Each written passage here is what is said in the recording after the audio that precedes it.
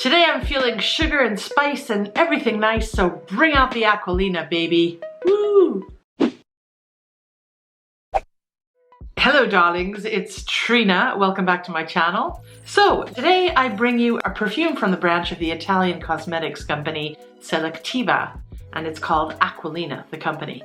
It brought out this first of several fragrances in 2003. The brand pitches the youth market, so it's no surprise that this one is very sweet and girly. Although I think modern tastes these days might be a little less saccharine, but I'm not entirely sure. Post below if you know. But Pink Sugar did wonders for the parent company, reaching well outside of the Italian borders.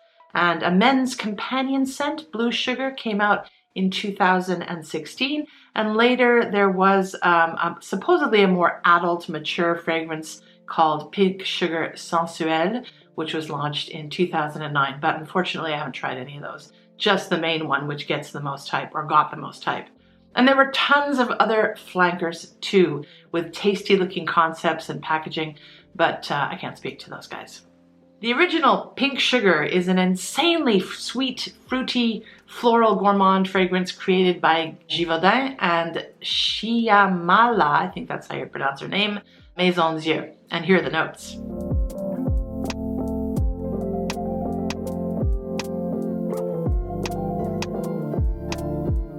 Now don't be thinking that this little one is remotely anything close to BR540. Just because there's a strong cotton candy note in here too does not make them friends, let alone cousins.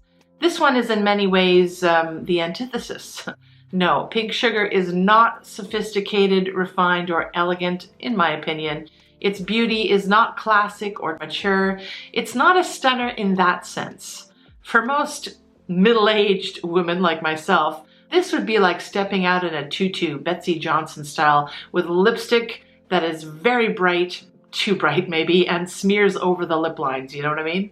Now, I personally don't believe that a lot of us can get away with that, but you know what? To each their own. We can enjoy this regardless from time to time on ourselves in our own personal space. Truly believe that. When I wear this, I completely lighten up and stop taking myself seriously, and my worries sort of flutter away.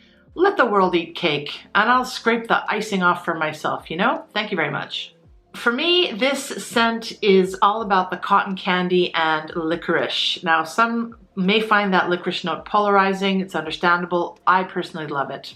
The caramelized fruit supplies a sugary broth for those 2 stars to bathe in, with a surface glossed with musk and lily of the valley. And over time, the fluffy floss and licorice melt into the stew. Ooh. What has made Pink Sugar such a success is the simple fact that it's genuinely an interesting and well-blended fragrance. Love it or leave it. It's perfectly marketed and priced for the target audience, and it smells delicious. But I'll be the first to admit that sugary birthday cake for breakfast, lunch, and dinner is not the best series of choices. But I do very much enjoy the licorice-laced, sugared fruit and sandalwood that makes the vanillic dry down all the lovelier and cozier. Pink Sugar works quite well if you layer it, I've found. Anytime you want to sweeten and thicken up a drier fragrance choice, this one might do the trick. And in fact, I like layering it with another heavy 90s scent that's a little more, I guess, austere and serious, and it's a little heavy for me actually because of that. And this is kind of like the opposite. So I have Dior Poison and Pink Sugar mixed together. Yeah, it's good. True, there are negatives to this fragrance, even if you absolutely adore overly sweet gourmand notes. If this fragrance were a sound, it would come off screechy and shrill. I think the citrus notes mixed with the sugar create that effect. And if this fragrance were a little girl, she would be annoyingly spoiled. There's a sour note in here too, after all. That same girl would be first in line for Botox and plastic surgery later on in life, and I imagine would always have manicured, long, dangerous nails. Fake, plasticky, cheap, tacky, juvenile.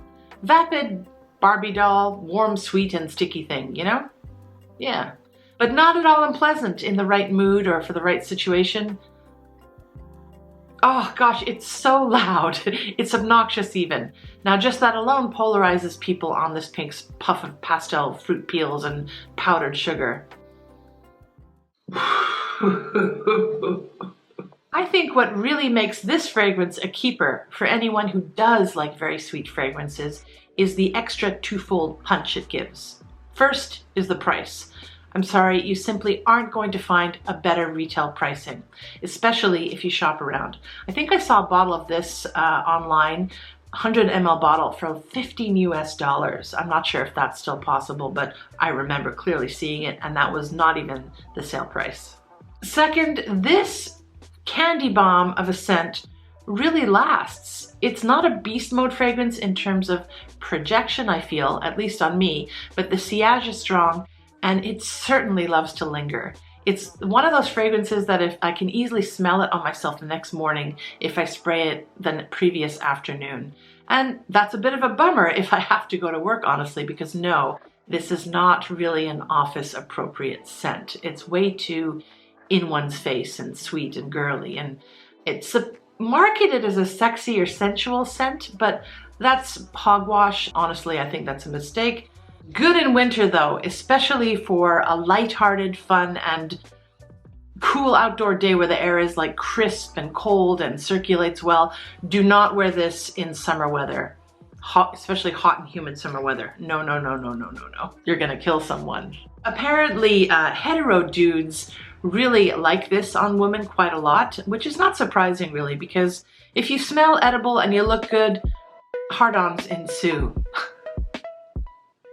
Now, what pink sugar is a guilty pleasure. It's like that highly processed, cheap, teeth-coating Halloween candy you don't want to admit to eating, but enjoy it secretly anyway. It's Candyland in a bottle.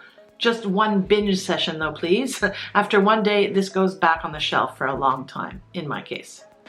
And that, my friends, is my take on pink sugar. Hope you enjoyed the video, and we'll see you in the next one. Scent Gourmand signing out.